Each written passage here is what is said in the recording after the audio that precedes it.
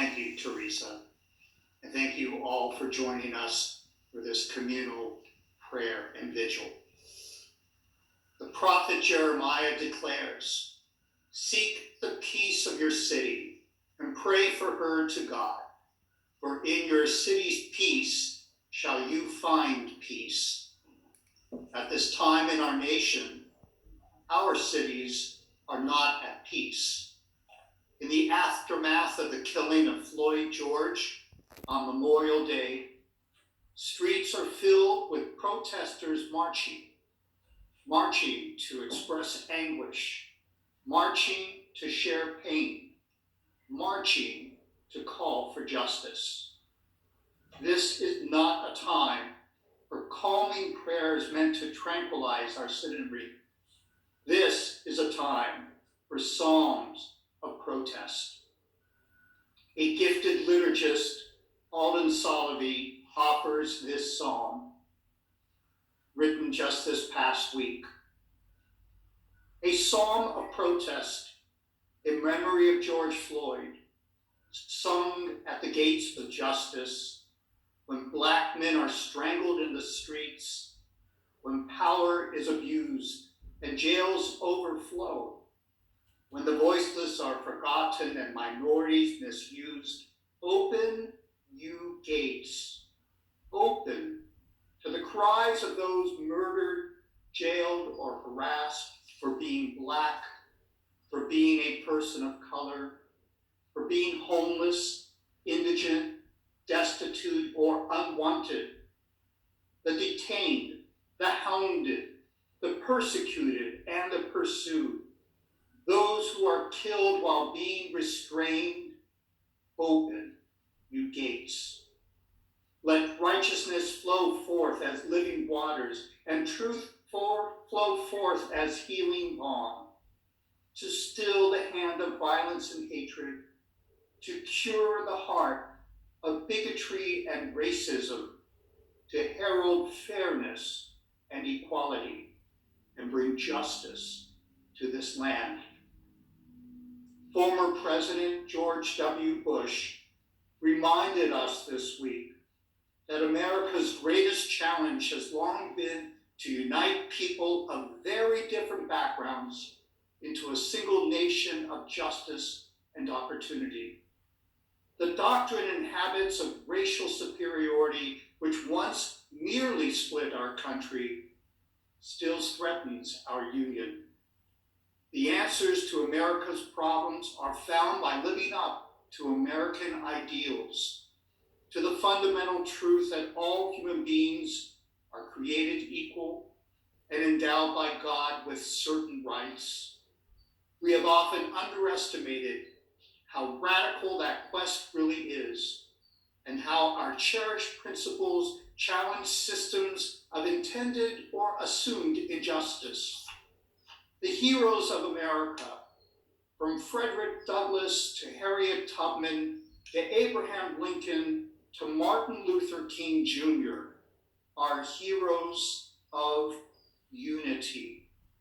Their calling has never been for the faint-hearted. They often reveal the nation's disturbing bigotry and exploitation, stains on our character, sometimes difficult for the American majority to examine. We can only see the reality of America's needs by seeing it through the eyes of the threatened, oppressed, and disenfranchised. President Bush reminds us that the rule of law ultimately depends on the fairness and legitimacy of the legal system, and achieving justice for all is the duty of all.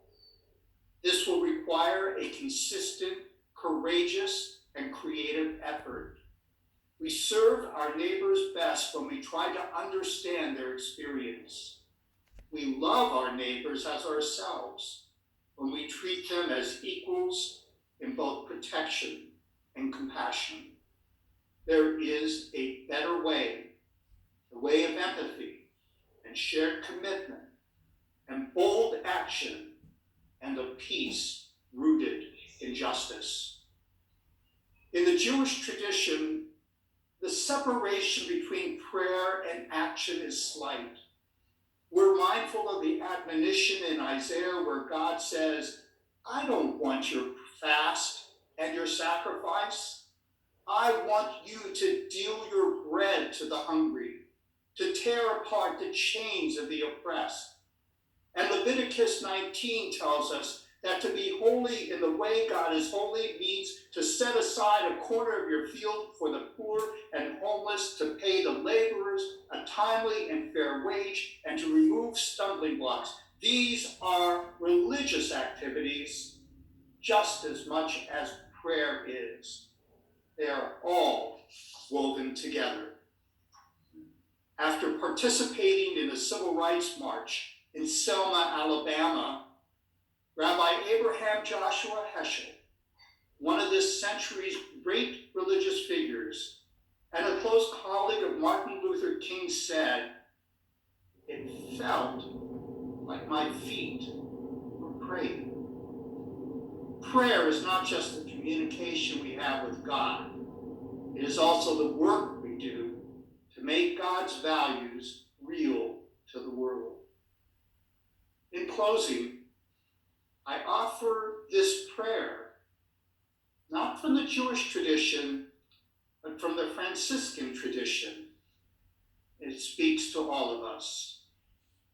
May God bless you with discomfort at easy answers, half-truths, and superficial relationships, so that you may live deep within your heart. May God bless you with anger at injustice, oppression, and exploitation of people, so that you may work for justice, freedom, and peace. May God bless you with tears to shed for those who suffer pain, rejection, starvation, and war, so that you may reach out your hand to comfort them and to turn their pain into joy. And may God bless you with enough foolishness to believe that you can make a difference in the world, so that you can do what others claim cannot be done. Amen.